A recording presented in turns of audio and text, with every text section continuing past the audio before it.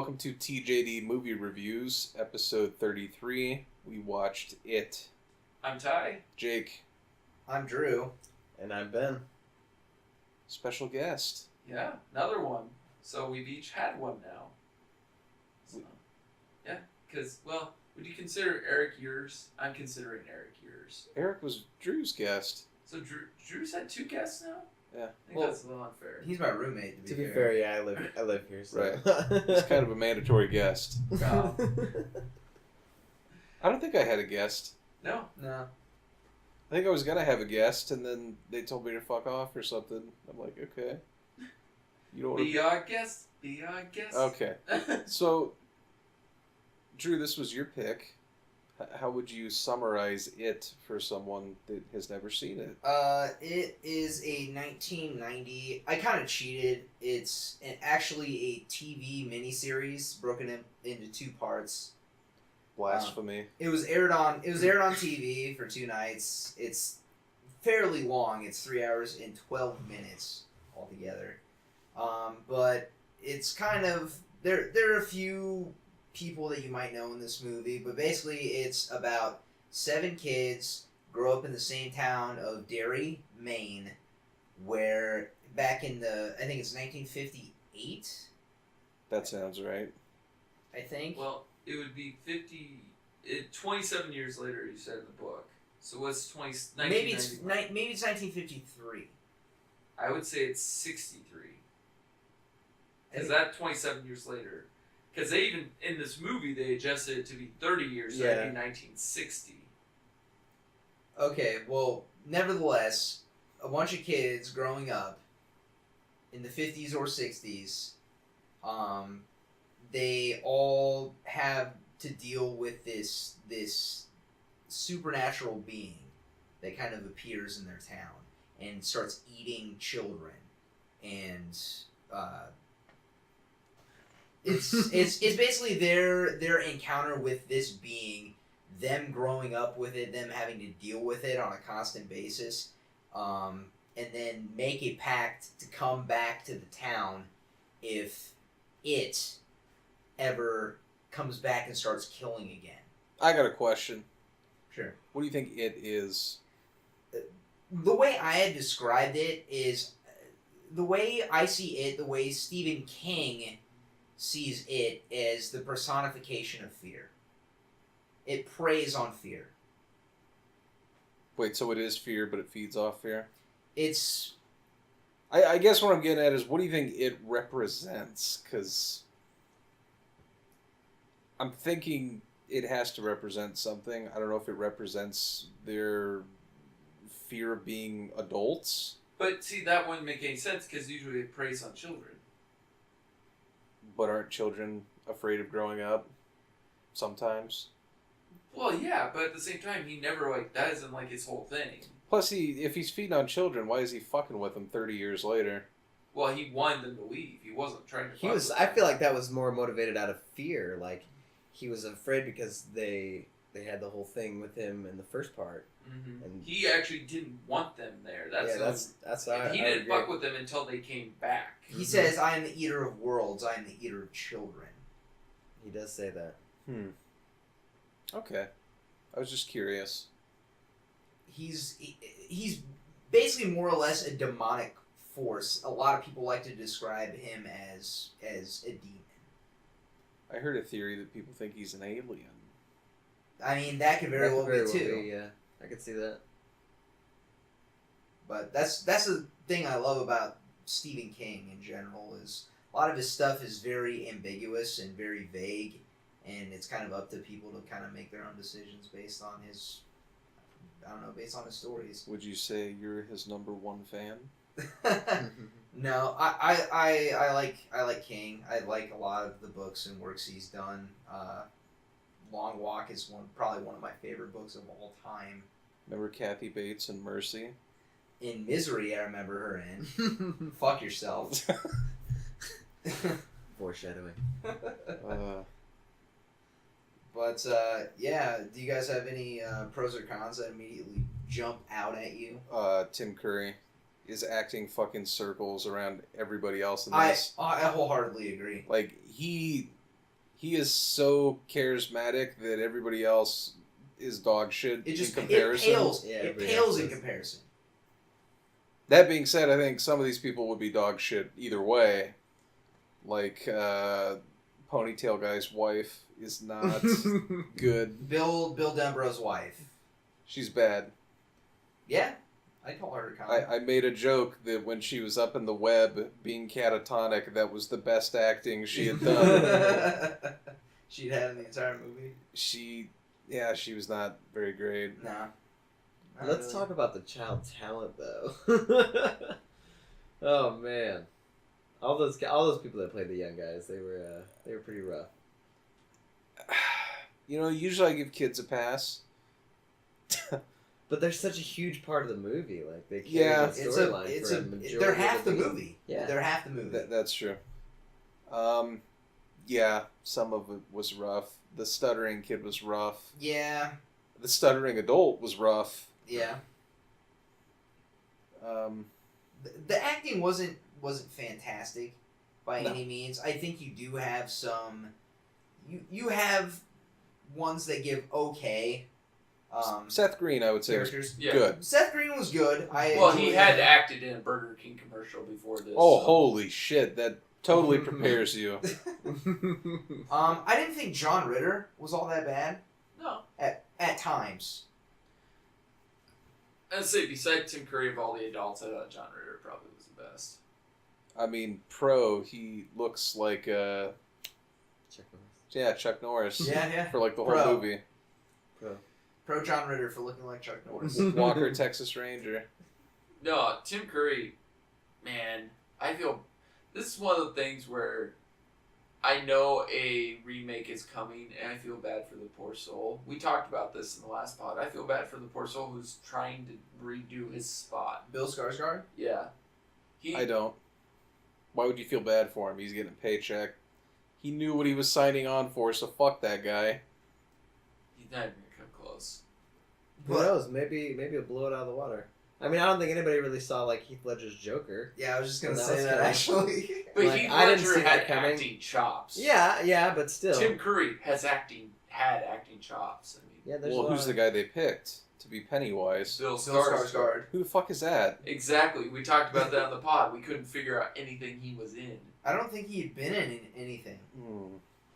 Okay, yeah, Everybody's got to make a start somewhere. Give him a chance. he's a glass half full type. Not with this. I'm not. No, I think it'll there's a lot suck. of movies that I think that are just I think it'll be kind of like the Poltergeist He's- remake.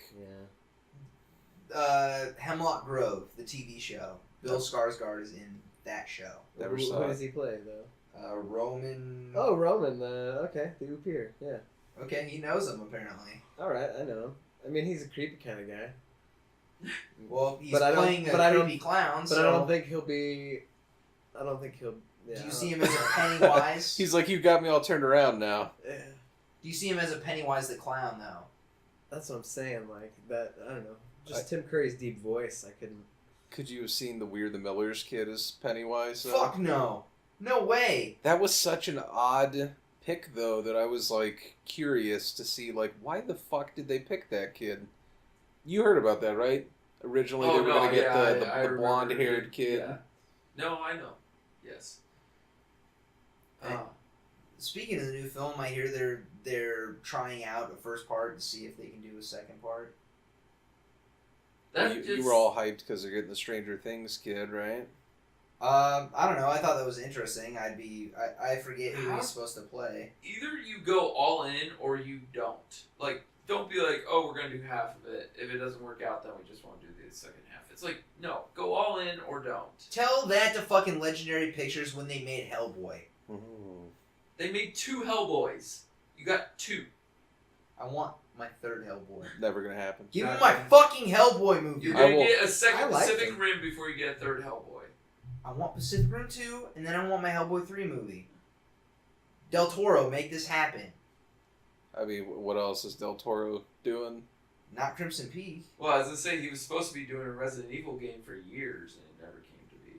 Or it wasn't Silent Hill. It was one of the other. It was Silent Hill. That's because Konami's a bunch of fucking morons. Do we got any other pros cons about this movie. Oh, there's plenty. Oh, yeah. Let's keep them coming. Con, I could feel myself dying Yeah. watching this movie. The second half was a lot worse than the first. Yeah, let me clarify. This is how long? 3 hours and 12 minutes, 3 you hours said? and 12 minutes, yes. Actually, the DVD version, we watched it 3 hours and 7 minutes. Okay. It's long. It feels long. It's a very long book. The first half It's 1,100 pages. went by much faster than the second half. I don't remember who had said that that's often what it's been criticized for, but yeah, I It is said what that. Drew It's, said. And it's- it is what I read, that the first part was done, they said it's because the kids were more magnetic to watch than the adults. And I think that's because, again, on your philosophy where you kind of give kids a pass, you just look past and use your imagination a bit better. Whereas with the adults, it's like you're old and you should know how to act. Yeah, exactly. So I think that maybe you have that opinion of it, but I don't think that the child acting was any better than the adult acting in that. I thought the adult actors, some of them had shining moments, where they had good delivery. A lot of that could have been the script too. There's only so much you can do with some stuff. True. Well, John Ritter, he said one of his biggest complaints was actually the final fight, because there was supposed to be some sort of turtle or something. What? And Space turtle. I'll put this into perspective. They keep mentioning. I never understood this. Throughout the entire book, they keep mentioning a turtle. Something with a turtle. it was some alternate force, pretty much like the yin and the yang to the spider, the turtle. So the turtle's the good? yeah. Yeah, essentially. Okay. But he asked the executives about it, and they looked at him like he was an idiot. Because he had actually read the book. Wait, who asked? John Ritter. Oh, okay.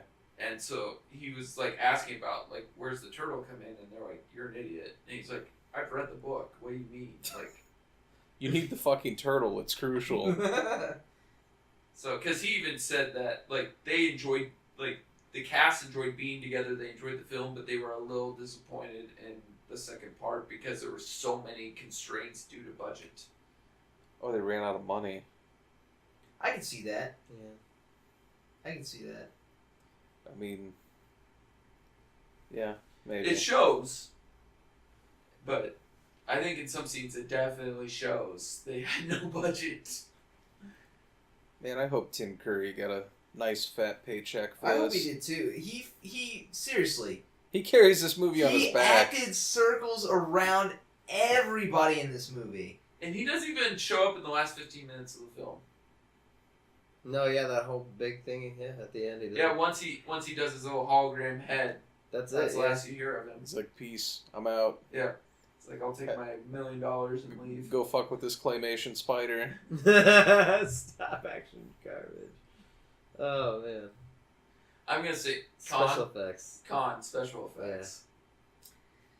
You know, for 90... 1990, I know. And made for like TV. network TV. I understand.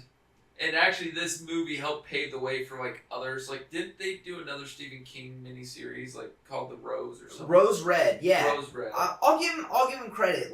Them putting it on network TV like this got him a lot of ratings and generated a lot of interest in I don't know, making Stephen King novels, not necessarily movies, but stuff made for TV. I think USA even did a made for TV. They did it on that roller coaster, the Silver Bullet or whatever it was.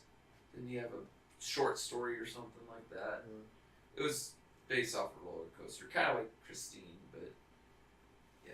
How does Christine get a movie and it gets a miniseries? Probably because I don't think it would translate well to a movie. no. See, Well, and that A because you 2-hour have to, movie.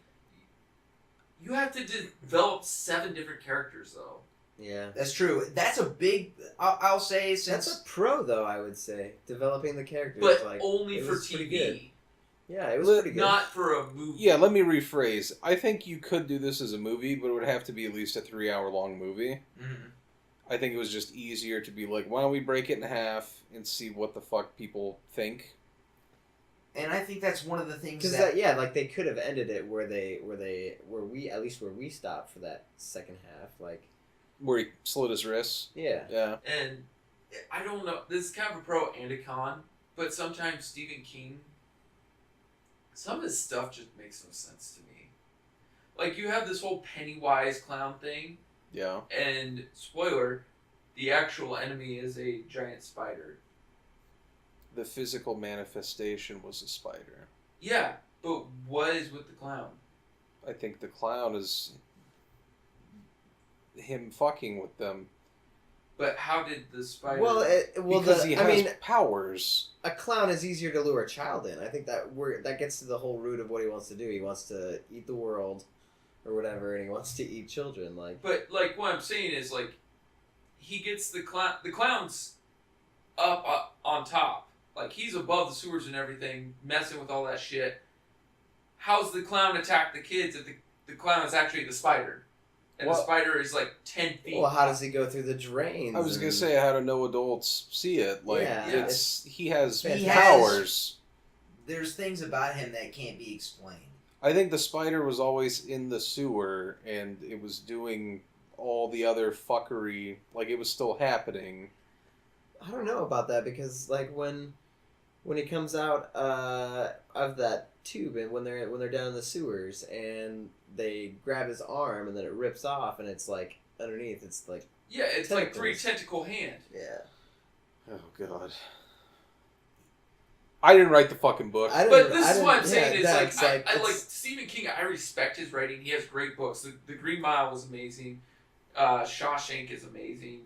But like some of his twists he tries to throw into books just make absolutely no sense to me. Or they don't continuity well with the rest of the book. They sometimes can be a letdown. Did you just use continuity as a verb? Yes. Jesus Christ. Lots of writers are that way, though. They throw a fucking...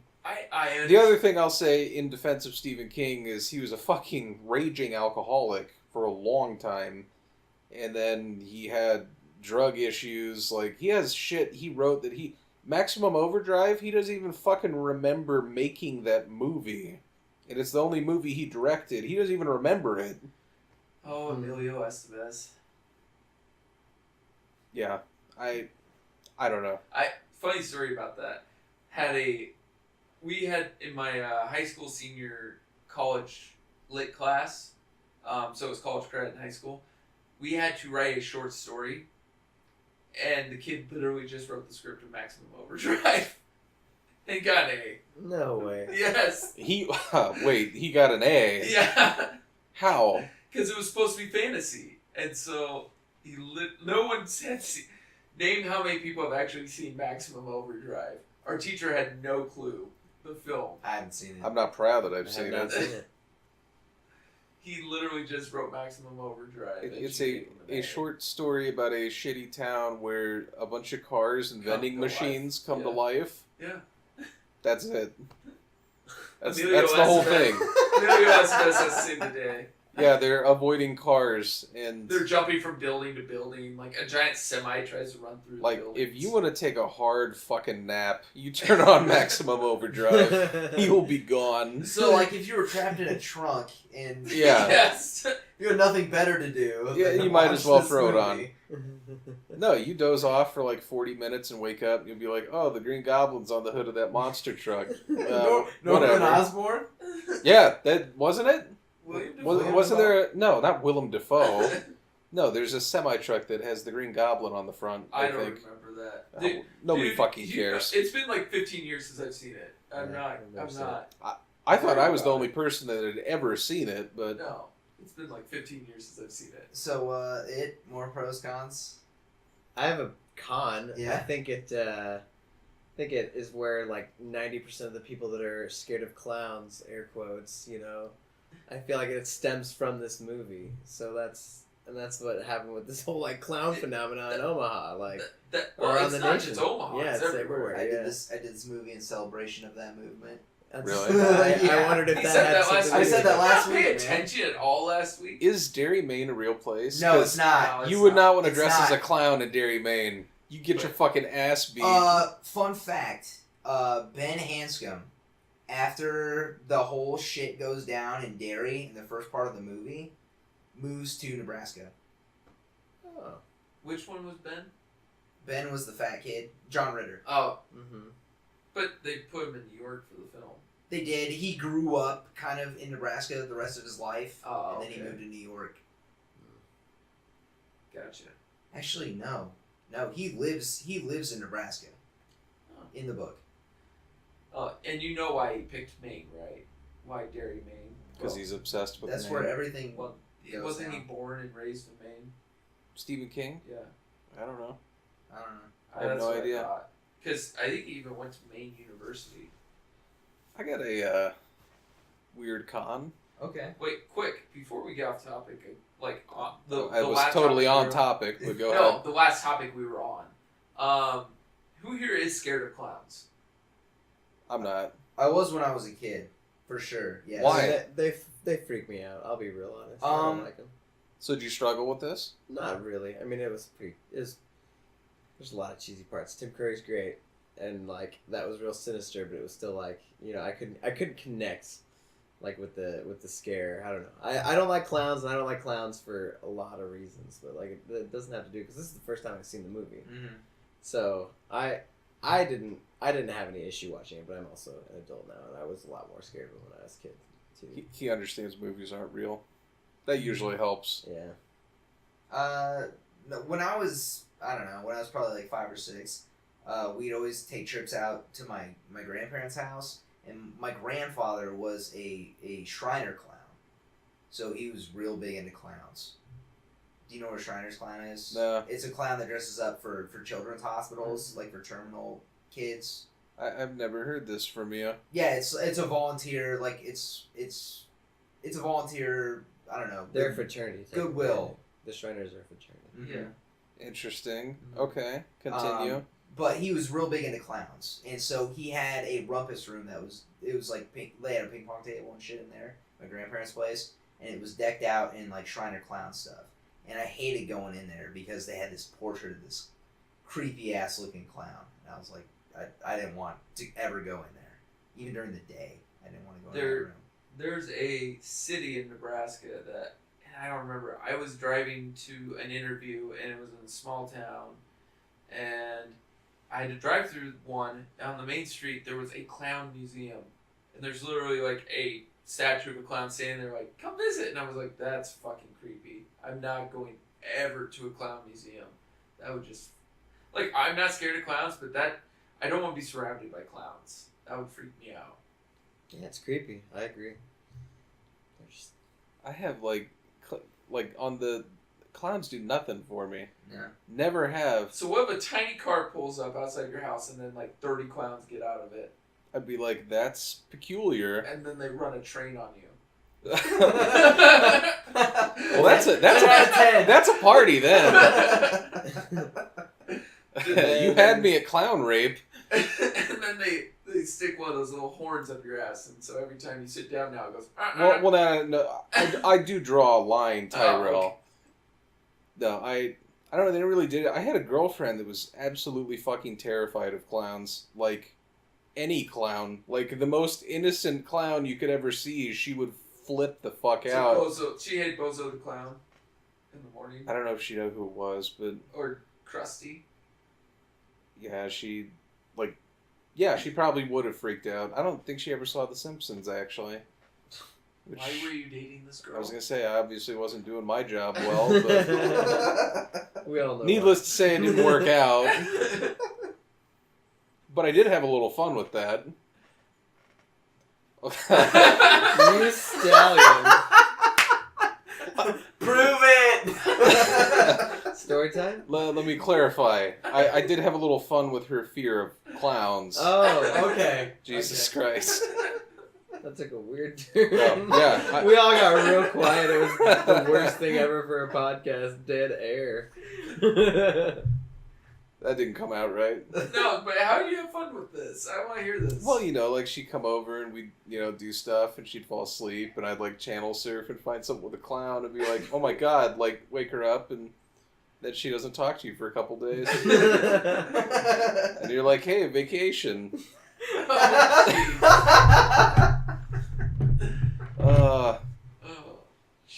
If only life were that simple again.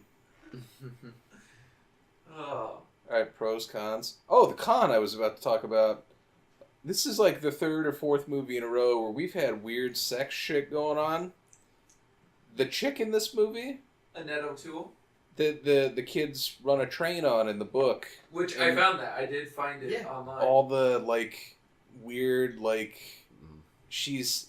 It seemed like there'd be something that would happen, and then like the next scene, some different dude is like stroking her, massaging her in a corner, and she's giving him all the like, oh. But that's nice. But when she is younger, she does. They like get lost down in the sewers. Yeah. And so she allows the 6 boys to fuck her by her invitation. So pretty much because they didn't want to die a virgin, and like she thought they might die down there. So and they needed to. It was also a group like. Bonding. She did it so that they all could get back together, like feel as one again. It was and the last person to do it was Bill. Bill was the last person to have sex with her. So he got sloppy 6, as this thing calls it. Well, it's understandable why they didn't put that in the movie. Yeah, I don't think they want to show 11-year-olds having sex. It's just weird. Just weird. Lars von Trier do it. Probably Gus Van Sant too. Drew's just like, okay. Yeah. Well. Now that would have been problematic. Especially for this premiered on ABC. It was a 2-night, Monday, Tuesday, back to back on ABC. Nothing brings your family closer together like clowns, like child murder, 6 kids fucking yeah. Wow. Shit gets dark. No, speaking of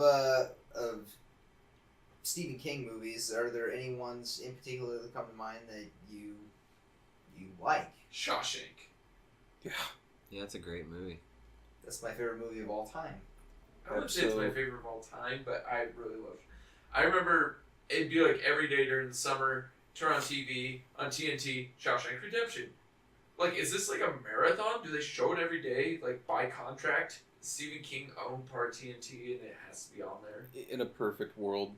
Yeah, absolutely. But no, Shawshank is fucking amazing. Shawshank is god. It's been a long time since I've seen the like unedited version. Like I always watch the version on TV. You know what I mean? Mm-hmm. So I that's probably something I should revisit. It holds up. Stand By Me. I've never seen Stand By Me. You've never seen Stand By Me? I've seen all the stuff that makes fun of it. I think The Simpsons did it, Family Guy did it. Everything has done it. Yeah. So I know the story. I've just never actually seen the movie. I mean, you need to see the movie. I see elements. As weird as it sounds, I see elements of it in Stand By Me. Well, was Stand By Me Stand By or Me either or. They parallel each other to a great deal.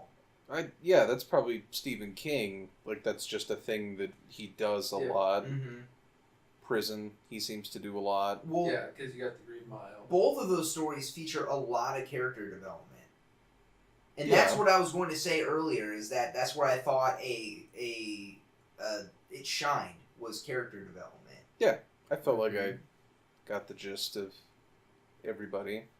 You know what's funny, and this might sound out of context for some, like, for the listener, Mercy is a movie done by Stephen King. I mean, you were wrong. I know. Okay. That's, yeah, remember when I was like, oh, that girl looked like the girl from Sons of Anarchy, and it was some extra from Sons of Anarchy? Great Stephen King film, Dreamcatcher. Is it? No, it sucks. God, that movie was awful. You know what? I don't hate that movie. You know who directed that movie? Oh. Lawrence Kasdan. Who's that? He wrote Empire Strikes Back. And directed it, I believe. A great... and this is what I'm trying to think of, because he did it under a pseudonym, The Running Man. Because he didn't write it under Stephen King. I forget the pseudonym he used. You know it. It's like Richard something. Richard Bachman. Yeah. The Bachman books. Man, when King was doing the Bachman books, those are some of the darkest fucking stories he's ever written. Running Man was one of them, and Yeah. then they made the Arnold Schwarzenegger movie. So was The Long Walk, and I want that to be made into a fucking movie. Dude, Running Man's a good ass Okay. movie. Not to get off topic quick, but it is a Stephen King film. The Mist.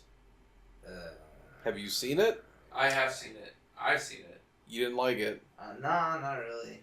What, the ending was too much of a downer? I don't know. I just didn't dig it. I thought it was alright. Like, I'm not saying it's up there. Oh, with Shawshank, I love it. But the ending, like, the first time I saw it, the ending was a real downer. But then, like, I grew to respect it. I give props to any movie that ends as fucking crazy as that movie ends. I hated it at first, but then I grew to love it. I was like, wow, that took balls. Because that guy fought to keep it that way. Yeah. Because Hollywood wants at least a somewhat happy ending, and that movie is totally fucking dark. Wasn't that why they do the test groups? To say, like, hey, what ending? Mm-hmm. Sometimes. Also, the other film, I think that is a little underrated, and I think a lot of people forget about it, 1408. With John Cusack? And Samuel L. Jackson. It's alright. I really enjoyed it. It was okay. I don't think it's underrated, really. I just don't think anybody talks about it, really. You're talking about it now. Yeah. Had I not brought it up, would you have remembered 1408? Yeah, John Cusack, and yeah. Did you? I saw it in the theater. I didn't. I saw it. Yeah, motherfucker. You're not a fan. I didn't, because I didn't believe it until I saw it, and I was like, oh, this is actually pretty good. The Shining. Yes, I own The Shining. Like, holy fuck. And I know that Stephen King doesn't like what Kubrick did to it, but from everything I've heard, it's better than the book. I like The Shining. I like it a lot. I wonder what Stephen didn't like. I don't know, but they remade it into a miniseries, and it's fucking garbage. It's garbage. They took everything iconic from the movie and just said, fuck that. We're going to do it the way the book wanted it. But the book is so, like, I don't know, like, the book didn't come together as nice as the movie. Like, I don't know. Kubrick had a way of, like, taking the important details only and kind of scrapping the shit that, like, like, it gets weird. Like, I'd be interested to see, I mean, we'll never know, but what Kubrick could have done with it. It could have come out totally fucking... Oh, it would have been way different, man. Yeah, and it probably would have been way more fucked up. You might have had a train run. I don't know. No, you not made for TV, you wouldn't have. No, he that would have been director's cut. I don't know, man. I've seen Eyes Wide Shut. Let's say, who's the guy who got in a lot of trouble? The director who got in a lot of trouble. Polanski? Roman Polanski? Yeah. He could have done some weird shit with it. Or The Shining, I think. I mean, he's a noted pedophile. Yeah.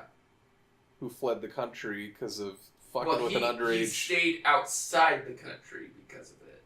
Well, no, he fled the country because he was going to court and said, I don't want to go to American prison. And now he can't come back. No. Or he will be arrested. Yes. It wasn't a, hey, I went overseas and just conveniently decided to never go back. Which is so weird because people still worked with him. Like, Johnny Depp did The Ninth Gate with him. I think he just makes good movies. Yeah, but still, wouldn't you feel a little odd working for a guy you know with... I don't know, maybe Roman explains it differently. She asked for it? I wasn't going to say that. Oh, I was going to say maybe the girl is an older teen and like he was... 17 and... I'm not going to say it was a misunderstanding. We don't know. Yeah. Yeah. So I can't really comment. Yeah. I don't know. I just think it's odd that sometimes like some of these people look past that to still work with them. But I honestly don't know any other Polanski films except for The Ninth Gate. I know there are probably ones I know, I just don't know them off the top of my head. Rosemary's Baby? Never saw it. I know. As evidenced By the sadness tonight. I cry. It's okay. Do you guys want to do favorite scenes? Are we done with pros, cons? We don't can, have we can to. always We come can back. Okay. But yeah, we can do... I'm sorry that I'm abiding by a rigid structure. Jeez, Jake. We don't care. Be spontaneous. But I'm afraid. Maybe that's why. I know mine right off the top of my head. Okay. Richie was Seth Green's character, right? Yeah. Yeah. So when the older Richie goes into this library, I think it was a library. Yes. It comes back.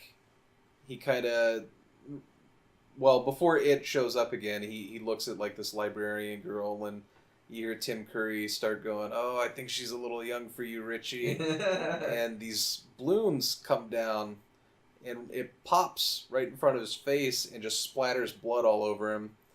And all these balloons are coming down, and he's up there on the banister, kind of taunting him. Telling jokes he tells. Yeah, telling him to get the fuck out and all this. And I liked it. It was dark. He was just being a pest, too. I love that. Like, he was using the noisemaker to... And so that he's talking to the Richie librarian, starts yelling so he sounds louder crazy, he yeah. wants to... He was just yucking it up at that point, man. He pulled out the classic, "Is your refrigerator running?" The Prince Albert can, yeah. Yeah, that was... Yeah, because those are the terrible jokes you saw him making earlier in the film. Or earlier in the film, I guess, in the series, whatever you want to call it. Man, that's a con. That motherfucker didn't say anything funny. Yeah. Oh, No. Richie, grown Richie was terrible. That's not true. No, that's not true. There was a what was the pun? The derriere. Yeah, the derriere pun. That was talking about hilarious. dairy For man. fuck's And then he sake. said derriere. And it was like butt. That was funny. Yeah. That was a tie Come joke. on, that was amazing. That was a wordplay. tie joke. That was I do not accept brilliant. those jokes as jokes. Ty, It you was loved funny. that, didn't you? It You was loved It it. was funny. It was Whatever. the only one that was funny. I was like, oh, that was pretty good. Nothing could be as funny as spies like us. 10 out of 10. 10 out. No, it's not 10 out of 10. I'll go. When Bill, the main character, gets back to the town, and he visits his brother's grave, George's grave, and he looks back and he sees Pennywise, and he's dug 7 graves, and he's like, pick any you want, and he's like, except for the one on the end, that one's taken. But just that whole scene where Tim Curry just nonchalantly, like, he's resting his head on his hand, and he's just talking shit the whole time to Bill. I just love it. And like, it's foreshadowing that, Stan is dead. He didn't, which I swear in that bathtub scene, he breathed. Like, I saw his whole chest moving. I was like, wow, that's terrible. But I mean, they couldn't really kill the guy to get that shot. I know, but I wish they had, because really, what else is he doing? I wish they had killed that actor to get that shot. No, but that just Tim Curry's charisma, because that guy was a terrible actor in that scene, and Tim Curry's like chewing at the bit in every scene, and it's awesome. It really makes the second part of the film like start off good. It just, I wish the rest of it kept that way. I've got one. I can say I'm a little biased because I listened to 42 hours of the audiobook out of the 48 hours total that this was, and the part where Bev goes into the bathroom for the first time when she encounters it for the first time, and she hears kids that are down in the sewer, and they're saying, "Hey, I'm Matthew," and "Hey, I'm Jonathan, and we're the dead kids down here, and we all float." And she's like, "What are you talking about?" And then this balloon pops up through the sink and explodes, just blood everywhere, and she's screaming. Just the way King described that scene, and I don't know, just it was kind of one of the first glimpses you actually get to see of Pennywise actually fucking with people. Was actually kind of creepy. It's one that stuck out to me. The one that stuck out to me was the very first one, man. The one with Billy, where the memory book, like with all the photos in it, starts bleeding, and then the parents come in and they don't know it's there. It's like that. It just maybe just because it messed with me so much because I hadn't accepted that, like, universal thing in this, or theme in this. That people can't actually see. Yeah, blood. that not everybody can see him, and he chooses who he reveals himself to, or whatever. Mm-hmm. That was like, I don't know, that was a really cool aspect of the whole thing. So that was probably the most impactful. But my favorite scene, I would say, is probably any of the ones with Tim Curry. Like he was phenomenal. Killed it. Mm-hmm. It's astounding to me, like just the sheer difference between Curry and the rest of the cast actually is. Well, I mean, is there another film, like I kind of have one or two in mind, where it seems one actor carried the rest of the film over everyone else? Like, one in my mind that it sticks out for a lot of people, and he's barely in it, is Michael Keaton in Beetlejuice. Like, not that Gina Davis acted badly, or Alec Baldwin, or any of them acted poorly, but just when Michael Keaton was on screen, he stole the whole fucking movie. Do you think it's because it's really those like charismatic characters that really just something about him just pops? Mm-hmm. Kind of same thing with Anthony Hopkins in Silence of the Lambs. He won a fucking Academy Award and he was on screen for 10 minutes. Yeah, that dude fucking... Yeah. He crushed that movie. Yeah, he really did. I mean, really, he's like, he showed up one day, did 10 minutes of film, and then left. I'm having an old friend for dinner. Yeah. Or I was going to say, the other one I had in mind was Heath Ledger's Joker. Which, again, not a poorly acted film at all. An amazing film. But his Joker, Ledger's acting is just so amazing. I got one. I'd say Linda Hamilton in Terminator 2. Oh, yeah. I mean, Arnold's not the greatest actor. He just portrayed a robot, which is himself. Right, and what's his name? Patrick. Edward Furlong. Well, Edward Furlong was... You know, whatever. Yeah. The step-parents, who gives a shit? Like, nobody really blew it out of the water like she did. Mm-hmm. Yeah, she had to carry it because you had a kid actor, you had two robots, and her. And I'd say she wasn't really charismatic. She was just that... She was the strong point. Like, yeah, it's hard to explain. Like, not the Michael Keaton type of, like, over... What's the word I mean? Look, I want to say overshine, but that's not fucking... That doesn't make sense. Overacting? Not overacting No. either. She was so much better. Like, I don't know. I thought she killed it. No, I didn't even think of that one. That is a good one, though. Or, dang, I just had one, I lost it. Keanu and the Replacements. I'm kidding, I'm making a joke. I do like the Replacements, but no, that's a joke. Keanu in anything. Hey, I hear John Wick. Whoa. Actually, Joe Pantoliano in The Matrix was pretty fucking stellar compared to, I mean, half the cast is nobodies. Fishburne's okay, but everybody's doing like they're super like stoic, like, you're in The Matrix. Yeah. Blah, blah, blah. We I have don't no have emotions. a soul. Yeah. We pretty much are computers. Yeah. But he's like, I just want a fucking steak, and I maybe want to molest Trinity. I don't know. We'll see what happens. And then he's gone. But you love him, like, yeah. So, you never did get to your pro. What was I starting? Child murder. Definite pro. Definite pro. It's good to see someone else pulling their weight finally. I don't have John Wayne Gacy to help me anymore. Jeez. Wow. Ben's like, I didn't think you guys were going to go that far. That's like what I step into. We've said worse. To be fair, you warned me. I just...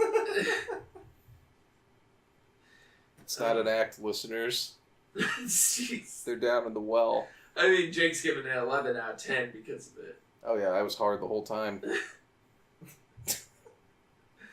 Oh my god. We might have to clean that up a little. Church it up a little bit. Church it up. Sweating like a hooker in church. No, in the same vein as that, I got a pro for ABC. Pretty fucking scary graphic. They dropped the N-word twice. I mean, come on, it's ABC. Oh, what? I don't even know what that means. I don't either.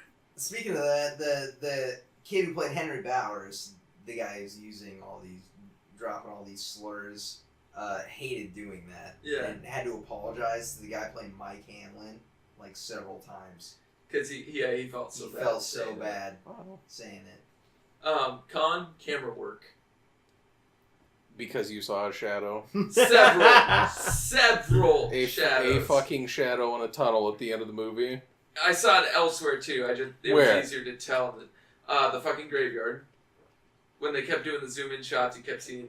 Anytime the camera was moving, there was a good chance you could see the dolly cart and the shadow of the whole camera. What do you want him to do about the sun? I'm sorry, there are ways to hide it.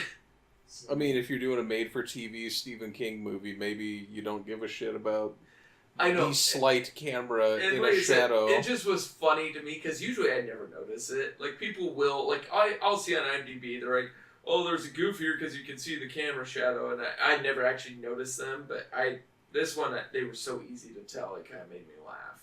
So it's really not a con, actually, I think kind of added to the film, it made me laugh, but if you're a perfectionist of film, then yes, it's a con. Speaking of amazing film effects, let's talk about the transitions in this movie. Jeez. Off the fucking chain. They always came back looking exactly the same. In the weirdest positions. The weirdest one, actually I can't say that, Seth Green's, when it cuts to him kind of awkwardly leaning on a rock, and you're like, no one has ever laid like that, like naturally, in the history of the universe. That's not a position people make. And then it comes with him leaning the same way on a toilet. Yeah. Oh, man. Yeah, that was the go-to transition. And we joked about it during the film that, like, the real world is still going on while you're having these hour-long flashbacks. Oh. Yeah, it was pretty funny to just imagine some person zoning out for like an hour and a half. Yeah, you're in my taxi still. You need to pay your fare. Are you having a stroke? The clown's gonna kill me. My childhood. Oh, shit. Alright, pros, cons.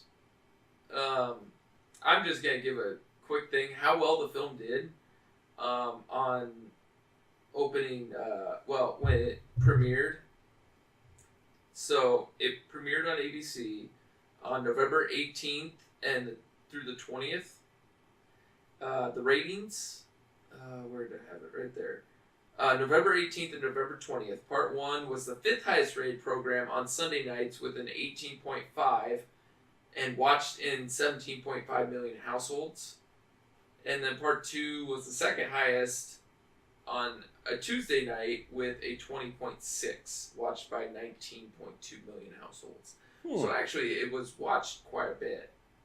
But pretty much, and the consensus is, Pennywise, Tim Curry is amazing. The rest of the film is meh. Like, the first part is good, second part kind of lacks. And then, like, on IMDb, yeah, it has a 6.9. Yeah. That's a fair rating.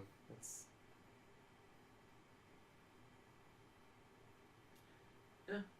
But other than that, I think we could go into our reviews. I don't really have anything. Who wants to kick it off? Well, it was Drew's film.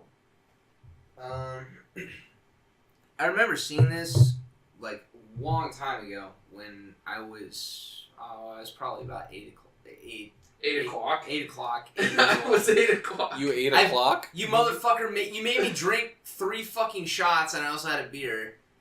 You knew your horror movie quotes. You wouldn't have drank that much. I knew the most out of everybody. Yeah, you did win. Yeah. Oh, yeah. You should have known more. Anyways. Wait, how did you win, but you did more shots than anyone? I got more on the second half than he got. Oh, that's right. You fucked up the second half. All right. Anyways, go ahead. Sorry. It's not fair.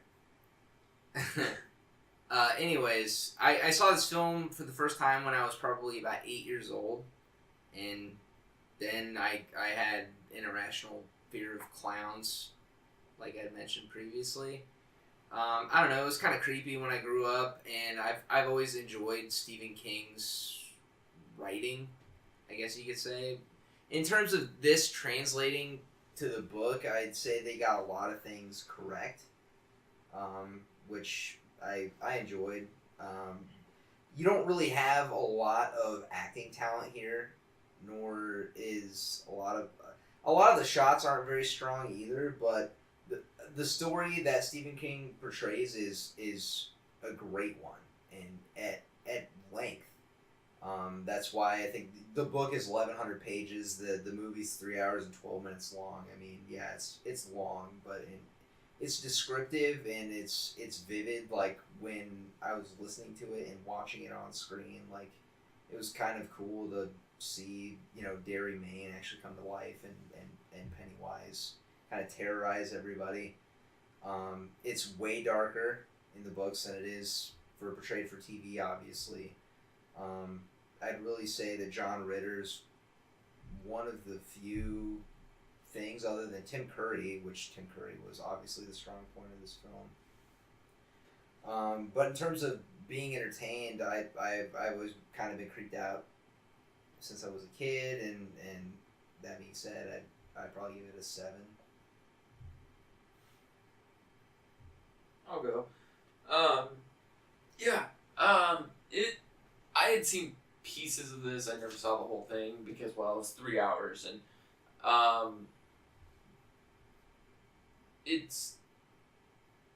clowns don't have an effect on me, but like Drew said, I mean, I'm reiterating a lot of what Drew said, is Tim Curry's amazing. John Ritter's probably the next best part.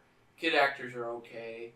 Second half of the series isn't as good, and I think it messes with the story because you said they kind of jump around from like introducing people's stories and that. The way the storyline is structured compared the movie to the book jumps all over the place. All over the place. The film keeps it more straight line though. Yeah, it's more so like you see a lot of kid sequences like extended for long amounts of time, and then they go future. I mean, they do some flashbacks here and there, but it's more structured in the movie. Which was one thing I also didn't get during watching the film was, and they didn't explain it, is they lose their memory. And I didn't quite understand that. It was just something with Derry. And it's like, I wish I had a little more backstory to why they lose their memory. But it is what it is. It doesn't really take much away because it does come back. But then at the end, they're like, oh, we're losing it again, even though they're in Derry. But whatever. Yeah, I'm just going to call it a 6.5. Not great, not bad. Enjoyable because of Tim Curry. Yeah, for the most part, I pretty much agree with everything you two have said. Tim Curry makes this movie. If you watch it for any reason, he would be the main reason to watch it, I think. The kid actors were passable, I thought. The score was not bad. It was about what I expected from a movie about a clown murdering kids. You know, you did There was a little bit of that. Yeah, there was some clown music. I Yeah. didn't hear that. How the fuck did you not hear It it? was like at the end, at the very end, when the credits were rolling. Oh, I wasn't paying attention. And at the very beginning too, you heard the fucking organ playing like the carnival music, dude. You didn't hear that? I didn't hear it at the end. I don't remember. The beginning was over 5 hours ago, so. What a journey. Are you enlightened now? Yes. But, yeah, Tim Curry just blows it out of the fucking water. John Ritter's passable. Everybody else who gives a shit. I mean, that kid with all the hypochondriac kid was driving me up the fucking wall. Like, the inhaler. He must have hit that thing like 50 fucking times in this movie. And he didn't actually have asthma. What a dickhead. Which doesn't make any fucking sense. Like, after the whole, like, scene in the pharmacy where he's like, it's just water. Like, And he continued to actually... Like, why are you using it as a crutch? Yeah. Not to mention his death was weak as fuck. Like, yes. a puppet spider drops him from 6 feet. I'm sure it was better in the book, but in the movie it was crap. No, it was. The spider... I just kind of gave it away. It grabs him at the very end and drops him about a grand total 6 feet. And his insides were just ravaged by it, I guess, because the motherfucker is gone. People die inexplicably. Well, not inexplicably, but people die in this movie and they just take off, like, whatever. And then they say the cops, like, never had an issue with it. Thought that was kind of weird. I would think if you left a body in your motel room that, you know, maybe somebody would find it. The police are completely oblivious in this whole... Well, see, and that's why Mike was fighting with them at the beginning. It's like, it's back. And they're like, no, there's reasons for why this is happening. That's why he had to call everyone back. It's because he knew the cops weren't going to do anything. That was the whole thing of, like, why Bev almost got raped is because no one cares. Like, everyone turns an eye. Derry's kind of it's kind of an evil place. It's kind of just a dark place.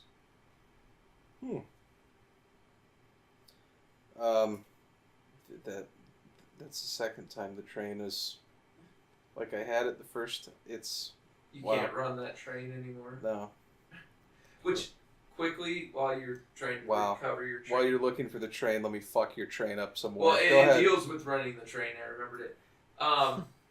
Stephen King kind of wrote himself into this book, into this movie. A character's kind of based off of him, and that was Bill.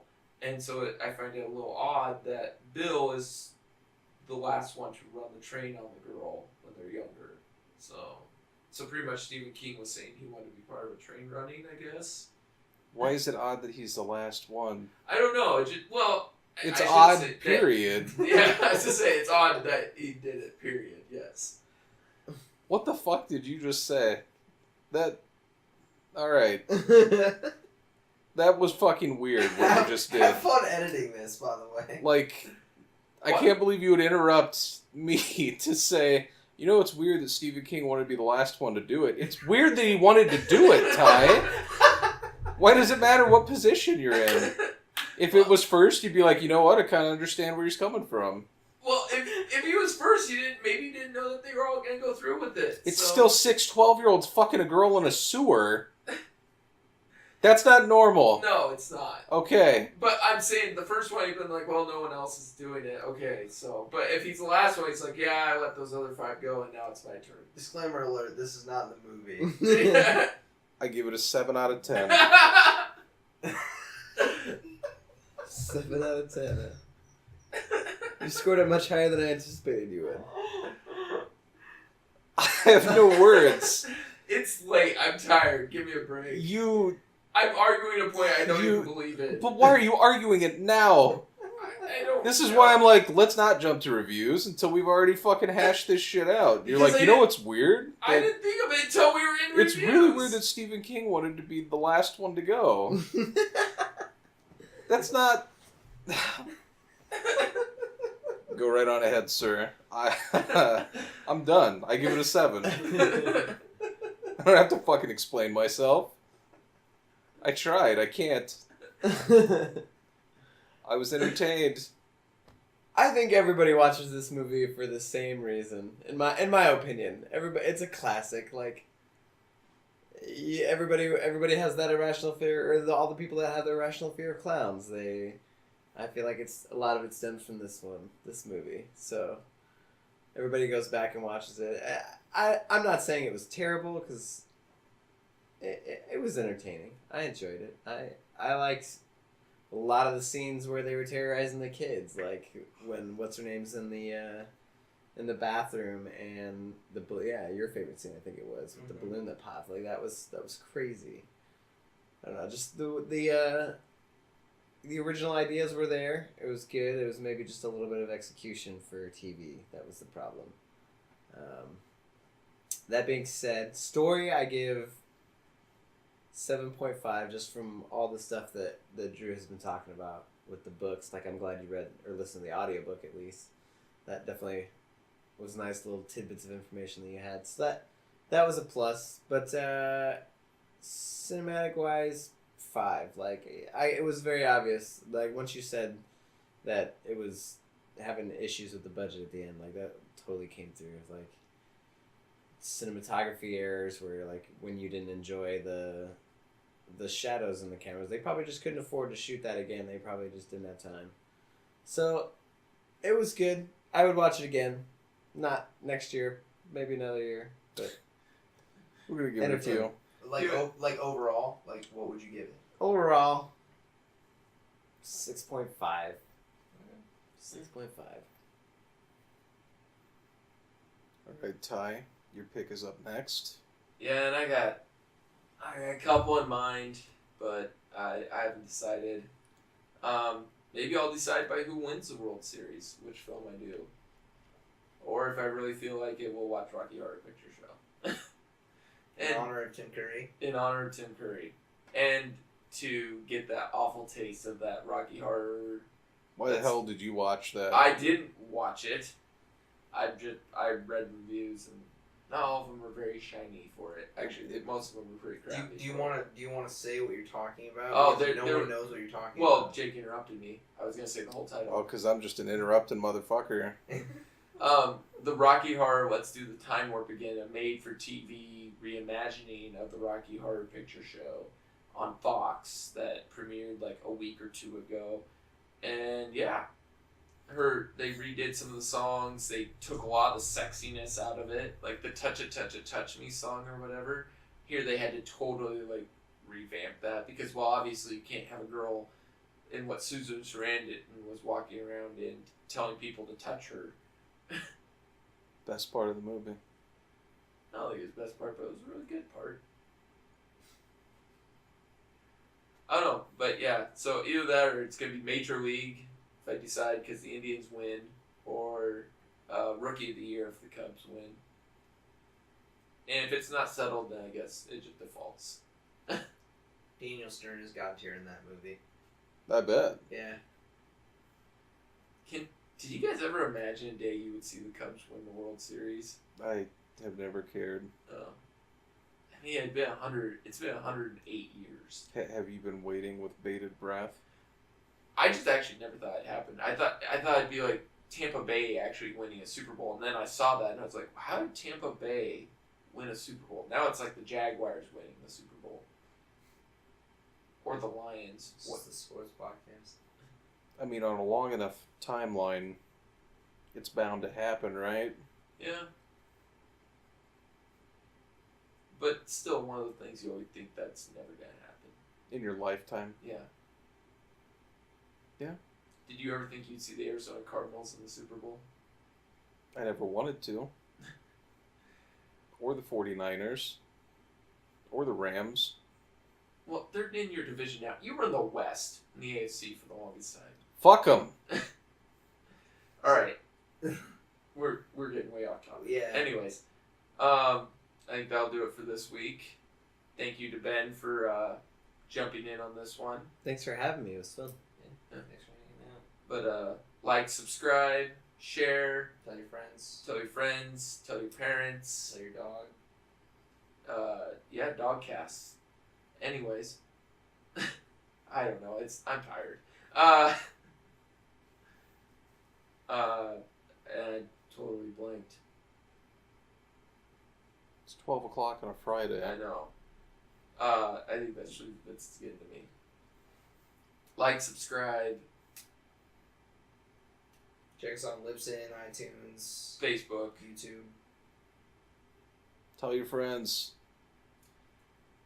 That's how this shit gets done. Yeah. So for all of us at TJD, I'm Ty. Jake. Drew. Boy.